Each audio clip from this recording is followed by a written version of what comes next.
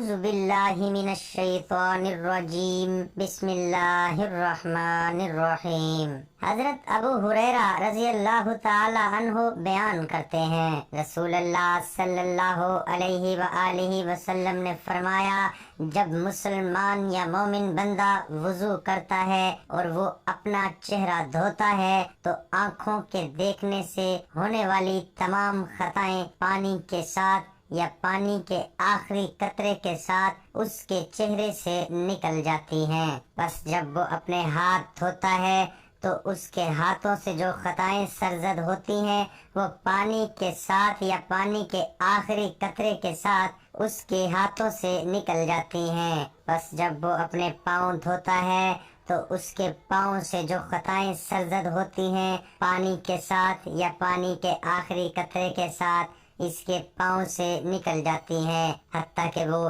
گناہوں سے صاف ہو جاتا ہے۔ محترم دوستو، بھائیوں اور بہنوں، حضرت آدم علیہ السلام کی اولاد اور ان میں دستور نکاح منقول ہے کہ حضرت حوا علیہ السلام 20 یا 40 مرتبہ حضرت آدم علیہ السلام سے حاملہ ہوئیں۔ ہر حمل میں 2 بچے پیدا ہوئے، ایک لڑکا اور ایک لڑکی۔ جب یہ جوان ہو جاتے تو حضرت آدم علیہ السلام ایک حمل کے لڑکے کا دوسرے حمل کی لڑکی کے ساتھ نکاح فرما دیا کرتے تھے۔ ایک تو یہ اللہ تعالیٰ کی طرف سے حکم تھا اور دوسرا یہ تھا کہ انسان صرف حضرت آدم علیہ السلام کی اولاد میں سے ہی ہونے تھے، کسی اور جنس سے نہیں۔ تو ایک دوسرے کے ساتھ نکاح کرنے کے علاوہ اور کوئی صورت ہی نہ تھی۔ انہی اولاد میں قابیل اور حابیل 2 لڑکے تھے جن کے ساتھ ایک لڑکی بھی پیدا ہوئی۔ قابیل کا اپنی بہن سے نکاح کا مطالبہ اور حضرت آدم علیہ السلام کا اس سے مشورہ۔ قابیل کے ساتھ جو لڑکی پیدا ہوئی وہ بہت خوبصورت تھی، اس کا نام اقلیمہ تھا، جبکہ حابیل کے ساتھ پیدا ہونے والی لڑکی لیوزا کم خوبصورت تھی۔ جب حضرت آدم علیہ السلام نے شرعی دستور کے مطابق قابیل کا نکاح لیوزا سے اور حابیل کا اقلیمہ سے کرنا چاہا تو قابیل اس پر راضی نہ ہوا اور مطالبہ کیا کہ میرا نکاح اقلیمہ کے ساتھ ہی کیا جائے۔ حضرت آدم علیہ السلام نے اسے فرمایا، اقلیمہ تیرے ساتھ پیدا ہوئی ہے، لہٰذا وہ تیری بہن ہے، اس کے ساتھ تیرا نکاح حلال نہیں۔ قابیل کہنے لگا، یہ تو آپ علیہ السلام کی رائے ہے، اللہ تعالیٰ نے یہ حکم نہیں دیا۔ اس پر آپ علیہ السلام نے فرمایا، یہ سمجھتے ہو تو تم دونوں اپنی قربانیاں پیش کرو، جس کی قربانی قبول ہو گئی وہی اقلیمہ کا حقدار ہوگا۔ اس زمانے میں قربانی قبول ہونے کی علامت یہ تھی کہ آسمان سے ایک آگ اتر کر اسے کھا جاتی، اسی طرح آگ اتری اور حابیل کی قربانی کو کھا لیا۔ اس طرح حابیل کی قربانی قبول ہو گئی۔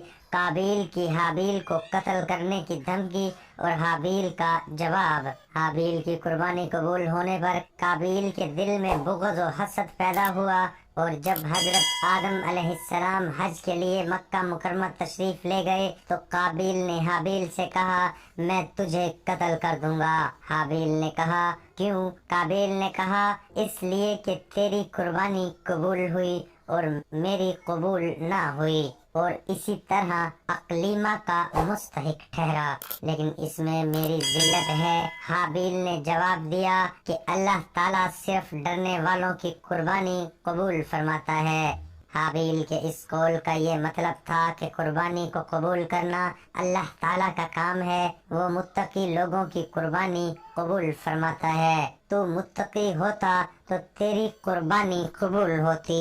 اب اگر تیری قربانی قبول نہیں ہوئی تو یہ خود تیرے افعال کا نتیجہ ہے، اس میں میرا کیا قصور ہے؟ اگر تو مجھے قتل کرنے کے لیے میری طرف ہاتھ بڑھائے گا تو میں تجھے قتل کرنے کے لیے ایسا نہیں کروں گا، کیونکہ میں نہیں چاہتا کہ میری طرف سے ابتدا ہو، حالانکہ میں تجھ سے قوی توانا ہوں۔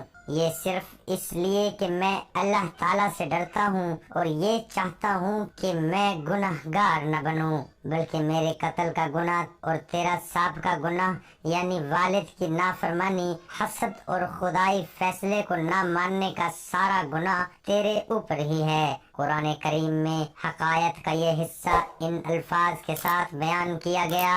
चनाचा इरशाद बारी ताला है, इन्हें आदम के 2 बेटों की सच्ची खबर पढ़कर सुनाओ। जब दोनों ने एक एक कुर्बानी पेश की तो उनमें से एक की तरफ से कबूल कर ली गई और दूसरे की तरफ से कबूल ना की गई। तो दूसरा बोला, मैं तुझे जरूर कत्ल कर दूंगा। पहले ने कहा, अल्लाह सिर्फ डरने वालों से कबूल फरमाता है। बेशक अगर तू मुझे कत्ल करने के लिए मेरी तरफ अपना हाथ बढ़ाएगा तो मैं तुझे कत्ल करने के लिए अपना हाथ तेरी तरफ नहीं बढ़ाऊंगा।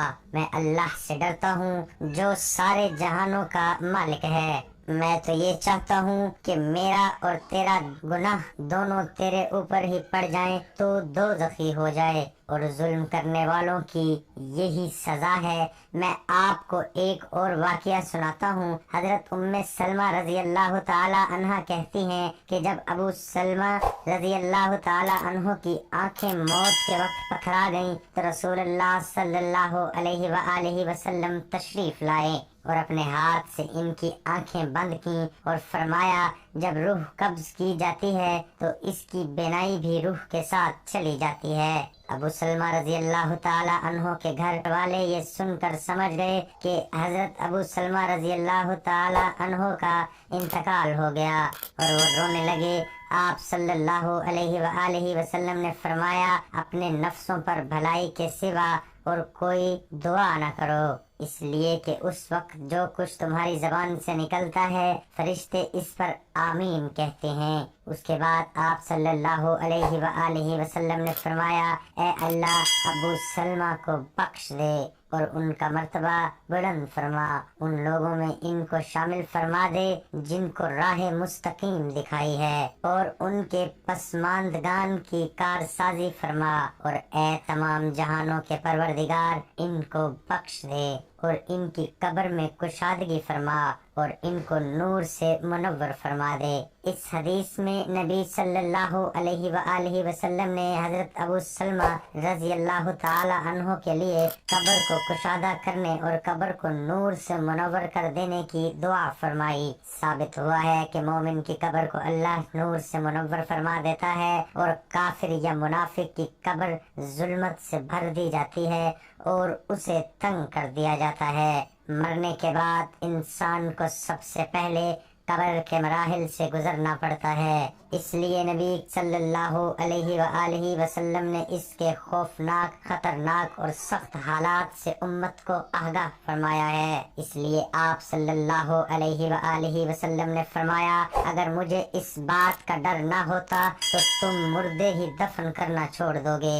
तुम्हें अल्लाह ताला से दुआ करता वो तुम्हें भी अज़ाब कब्र सुना दे जिस तरह के मैं सुनता हूँ। सहाबा इकराम रज़ी अल्लाह ताला अन्हो भी कब्र के तसव्वुर से लर्जा बरांदम रहते थे। बेशक रसूलुल्लाह सल्लल्लाहु अलैहि वसल्लम ने इरशाद फरमाया, कब्र आखिरत की मंजिलों में से पहली मंजिल है। बस जिसने इस मंजिल से निजात पाई इसके बाद मंजिलें आसान होंगी और जिसने इस मंजिल से निजात हासिल ना की इसके बाद की मंजिलें सख्त दुश्वार होंगी। रसूलुल्लाह सल्लल्लाहु अलैहि वसल्लम ने इरशाद फरमाया, मैंने कभी कोई मंजर कब्र से ज्यादा सख्त नहीं देखा। हज़रत अबू हुरैरा रज़ी अल्लाह ताला अन्हु फरमाते हैं कि रसूलुल्लाह सल्लल्लाहु अलैहि वसल्लम ने फरमाया, मुर्दे को जब कब्र में डालकर लोग वापस आते हैं तो वो उनके जूतों की आवाज सुनता है। अगर वो मुर्दा मोमिन होता है तो नमाज इसके सर के पास, रोजा इसके दाएं जानिब, ज़कात इसकी बाएं जानिब और दूसरे नेक अमाल, सदकात व खैरात, सुलह रहमी और लोगों से अच्छा सलूक वगैरह पाँव के गिर्द आ जाते हैं। जब इसके सर की तरफ से कोई आता है तो नमाज उसके करीब आने से रोकती है। इसकी दाएं जानिब से कोई आता है तो रोजा उसको अपने करीब आने से रोकता है और आड़ बन जाता है। जब बाएं जानिब से कोई आता है तो ज़कात रास्ता रोक लेती है, इसको करीब नहीं आने देती। جب اس مردے کے پاؤں کی طرف سے کوئی آتا ہے تو اس کے نیک اعمال لوگوں کے ساتھ حسن و سلوک وغیرہ اڑ جاتے ہیں، پھر اسے کہا جاتا ہے کہ بیٹھ جاؤ، چنانچہ وہ بیٹھ جاتا ہے۔ جس کو سورج ایسے دکھائی دیتا ہے جیسے غروب ہونے کو ہے، پھر اسے کہا جاتا ہے کہ تم اس شخص کے بارے میں جو تم میں مبعوث ہوا تھا کیا کہتے ہو، اس کے متعلق کیا گواہی دیتے ہو؟ وہ کہتا ہے مجھے ذرا نماز پڑھ لینے دو۔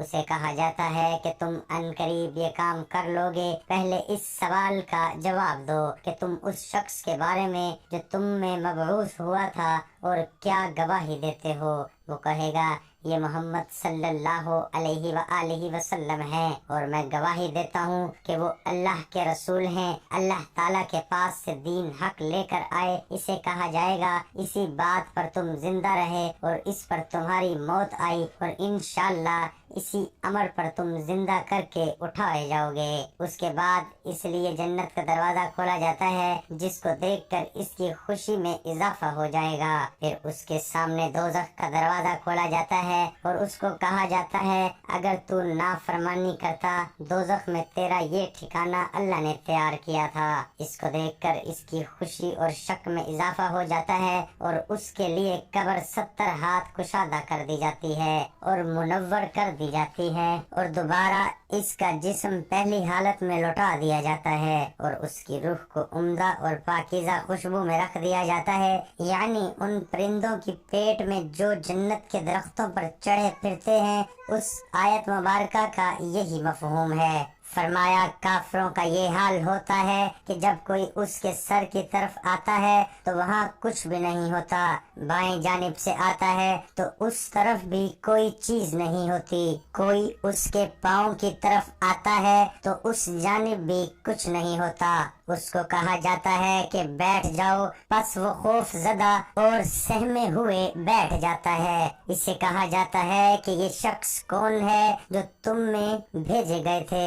اسے ان کا نام نہیں سوجے گا، یہاں تک کہ اس کو بتایا جائے گا کہ یہ محمد صلی اللہ علیہ وآلہ وسلم ہے، تو وہ کہے گا کہ مجھے نہیں معلوم، لوگوں کو کچھ کہتے ہوئے میں نے سنا تھا، چنانچہ میں نے بھی ان کی طرح کہہ دیا تھا۔ اسے کہا جاتا ہے کہ تو اسی بات پر زندہ رہا، اسی بات پر تجھے موت آئی اور انشاءاللہ اسی حالت میں دوبارہ زندہ ہوگا۔ اس کے لیے دوزخ کا دروازہ کھولا جاتا ہے اور اسے کہا جاتا ہے کہ دوزخ میں تیرا یہ ٹھکانہ ہے، اور اس کو دیکھ کر اس کی حسرت اور ہلاکت میں اضافہ ہو جاتا ہے۔ پھر جنت کا دروازہ کھولا جاتا ہے اور اسے کہا جاتا ہے اگر تو فرما برداری کرتا تو جنت میں ٹھکانہ اللہ تعالیٰ نے تیرے لیے تیار کیا تھا، اور اس کو دیکھ کر اس کی حسرت اور ہلاکت اور بھی بڑھ جاتی ہے۔ پھر اس کی قبر اس قدر تنگ کر دی جاتی ہے کہ ادھر کی پسلیاں ادھر نکل جاتی ہیں۔